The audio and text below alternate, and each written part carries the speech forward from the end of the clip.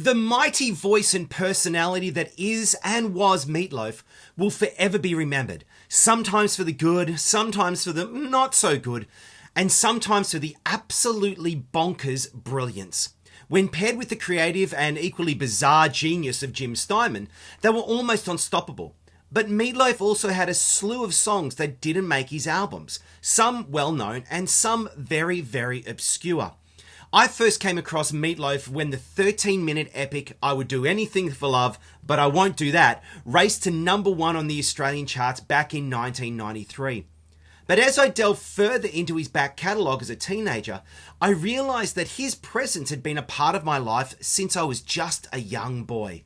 And his style would also become an inspiration for my own songwriting and composing. But I'm getting ahead of myself. The story of Meat Loaf is one of wild twists and turns, and it's true that he's left a legacy that will probably never be equaled or replaced. Certainly in today's musical climate, a larger-than-life character like Meat Loaf may struggle to find the charts altogether. And really, that is today's musical loss. So let's get on our Harleys and fly like a bat out of hell as we get into today's episode of Should Have Been on the Album. Should have been on the album. Meat Loaf, born Marvin Lee Aday on September 27, 1947, was raised in Dallas, Texas. How he came to get the name Meat Loaf is almost a fable in itself, with the man citing several stories. That he was born bright red and looked like a chunk of meat. That he stepped on a coach's foot and the coach yelled, "Get off my foot, you hunk of meatloaf!" Or that it was purely because of his size. However the name came about, it was one that he embraced. His teenage years were troubled, dealing with the loss of his mum at 19 and his father's quick-fire temper. In 1967, he caught a flight to LA and started his first band, Meat Loaf Soul. A few years later, he joined the cast of the musical Hair, and then Rainbow, and then the Rocky Horror Show as Eddie and Dr. Everett Scott. Around this time, Meat Loaf met Jim Steinman at an audition for More Than You Deserve, and while Meat Loaf was in the Rocky Horror Show, the two began to work on Bat Outta Hell. And you could say that the rest is rock history, but let's check it out a little bit more. Though the album struggled to find a record deal, Bat Outta Hell became one of the best-selling albums of all time, featuring epic rock anthems such as Paradise by the Dashboard Light, 2 Out of 3 Ain't Bad, and the title track. Bat would go on to sell more than 43 million copies worldwide, making it one of the best-selling albums of all time. By the time Steinman was ready for the follow-up, Bad for Good, Meat had lost his voice due to constant touring, exhaustion, and drug abuse. Steinman released the album himself, and in 1981 Meat Loaf released Dead Ringer, further showcasing his signature theatrical rock sound. The album included hits like Dead Ringer for Love and I'm Gonna Love Her for the Both of Us, cementing his status as a rock legend. But the album wasn't anywhere near as big as Bat Outta Hell, and Meat Loaf and Steinman also had a falling out. The 80s found Meat Loaf facing personal and professional challenges, with a series of albums with diminishing returns, including Midnight at the Lost and Found, Bad Attitude, and Blind Before I Stop. Still, he maintained a vigorous touring schedule and also stepped further into acting. But in 1993, Meat Loaf made a triumphant return with Bat Outta Hell 2 Back Into Hell, which featured the mega hit I'd Do Anything for Love, But I Won't Do That. This album reignited his career and introduced him to a new generation of fans. Despite the ups and downs, Meat Loaf's passion for music never waned. He released several albums throughout the years, including Welcome to the Neighborhood in 1995, Couldn't Have Said It Better in 2003, Bat Outta Hell 3 The Monster Is Loose in 2006, and Hell in a Handbasket in 2011. Each of these albums showcased his dynamic vocal range and his storytelling abilities. Sadly, Meat Loaf passed away in 2022 at the age of 74, but his legacy, through his music, acting, and his larger-than-life persona continues to inspire all generations. Today we're going to head back to Meat Loaf's 80s output and check out our song that didn't make his Bad Attitude album. The song, Take a Number. Take a Number was written by Paul Jacobs and Sarah Durkee and appeared on the flip side of Modern Girl, the lead single from Bad Attitude. It was recorded during the Bad Attitude sessions, so you can assume that it features the same band as the album, including Bob Kulick on guitar, John Sigler on bass, Paul Jacobs on keys, and probably Wells Kelly on drums. Meat Loaf would call his rotating list of musicians collectively as the Neverland Express.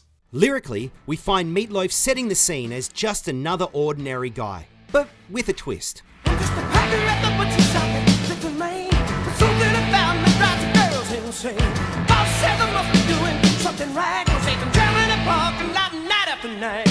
And his new popularity all comes down to the new motorbike he's got. You see the roar of the engine as I'm hitting moan. Just a lot of the moon bouncing off the chrome. Don't need a lot of money or a fancy car. Just a hot 750 with a sissy bar. Now, everyone wants to take a ride with him, but you have to Take a number. You gotta take a number, please. Really wanna feel long hair flying in a summer breeze. Take a number. I'm a housewife, you delight. But I'm a mother and daughter, I wanna jump on the back of my bike. And in a cool twist, someone even takes off with his bike. Heard noise in the driveway late last night. Turn the floodlights on. Notice the keys were missing from the shed.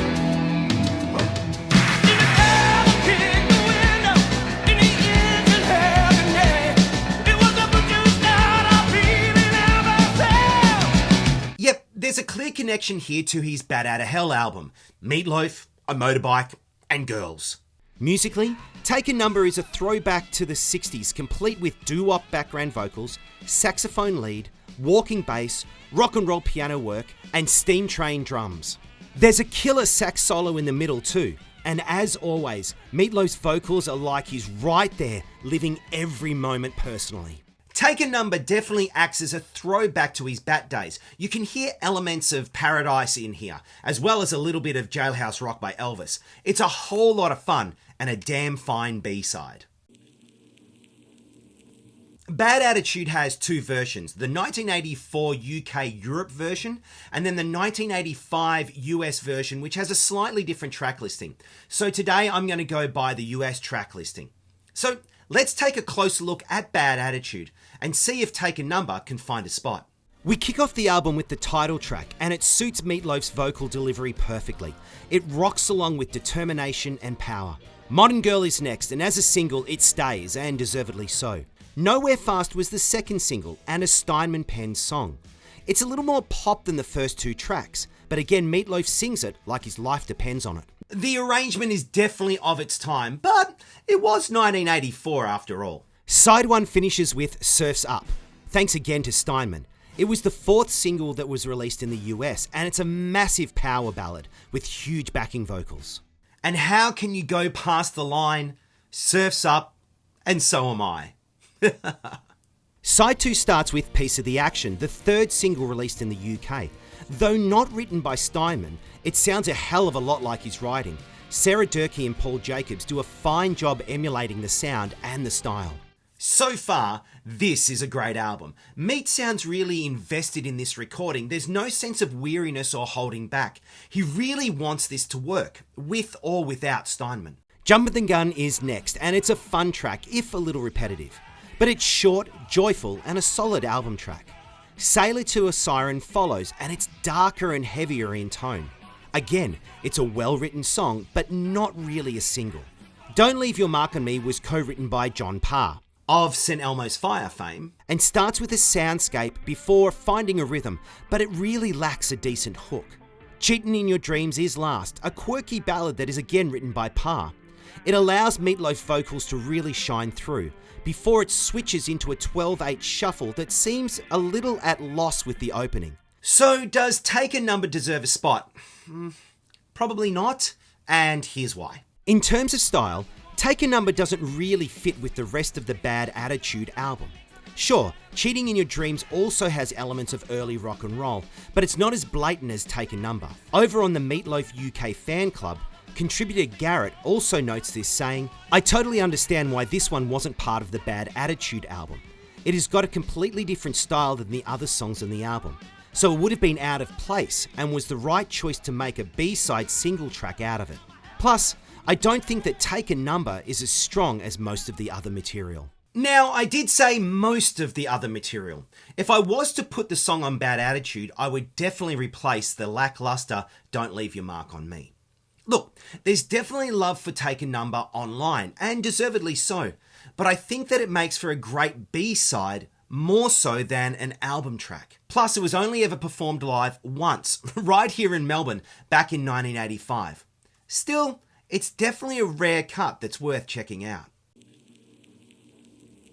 There are a ton of rare cuts and B-sides from throughout Meat Loaf's career that are worth the look. There's some covers like Stand By Me, tracks from his early forays into music like Hello and Once Upon a Time with the band Popcorn Blizzard, or tracks from the album Meat Loaf and Stoney. So there are some more songs from his 80s era like RPM, Revolutions Per Minute. There's soundtrack cuts and B-sides from his more later years like Unsaid and Decadent Wish. Meat Loaf has left behind a huge amount of material for us to explore and to discover. But what are your thoughts on Take a Number? Should it have been on Bad Attitude? And does the song even rank for you at all? Let me know in the comments below. Plus, if you've enjoyed this video, please consider doing all that YouTube stuff. Every like, share, and subscribe really helps this little channel to grow. And remember, if you have an idea for a B-side or a rare track that you think I should check out, please let me know. Comment or bounce me an email on shouldvebeenonthealbum@gmail.com. You can also find us on Facebook. But until next time, my name is Drew, and you've been watching Should Have Been on the Album. Cheers.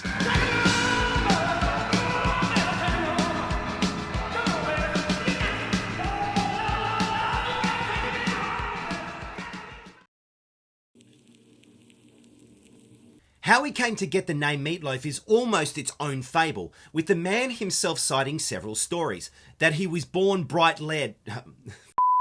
Bad Attitude was